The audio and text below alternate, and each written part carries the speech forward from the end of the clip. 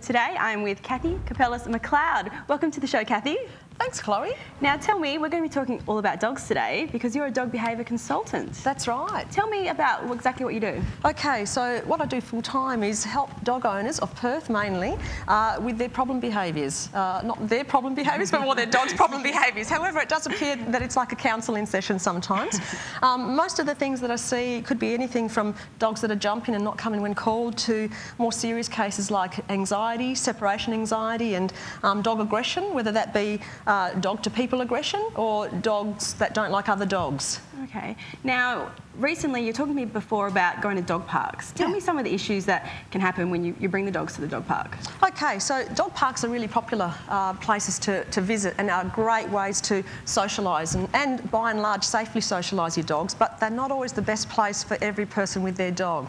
So for people who do have dogs that have got antisocial behaviour, so, you know, dare we say if they're aggressive to other dogs, it's really not the safest of places to go because there you've got dogs off lead, and if you go with your dog either off lead or even if it's on lead, there's a high likelihood that the dogs are going to come into your dog's face and there's going to be an incident. The same with dogs running amok as well?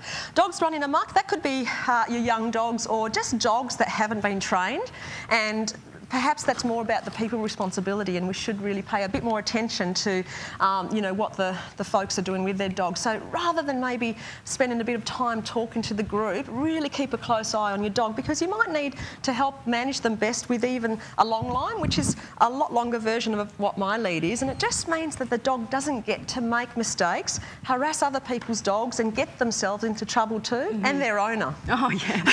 And you can also get antisocial dogs as well.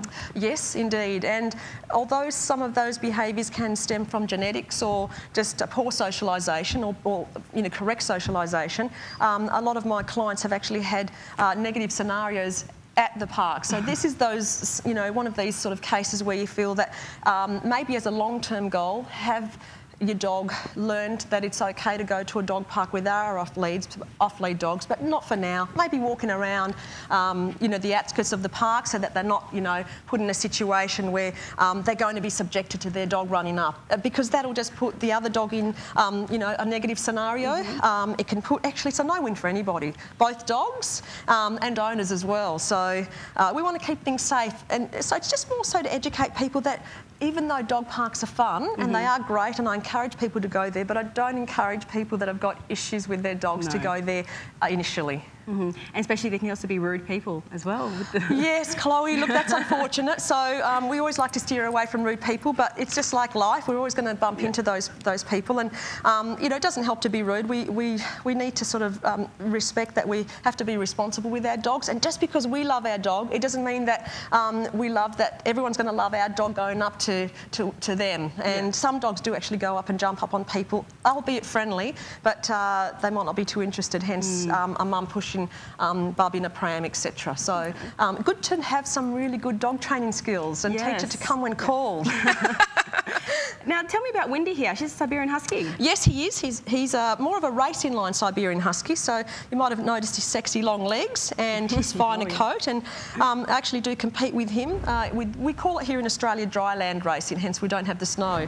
And I attach him on a harness and he pulls a scooter. It's actually a lot bigger version of a scooter than you see the kids pull.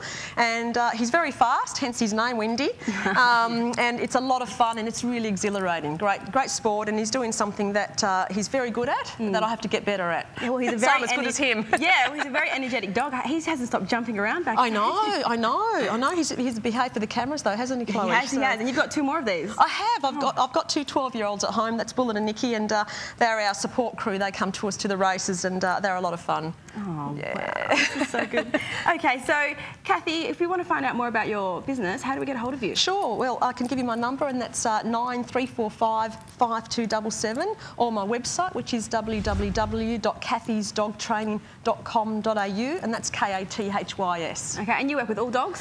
All dogs, all breeds. Yeah, all breeds, all problems, and I have a good support crew for if I get some really particular challenging ones. We can, you know, always have other people to help out too. So we've got a good support crew. Oh, good. Well, I love Wendy. He's so cute.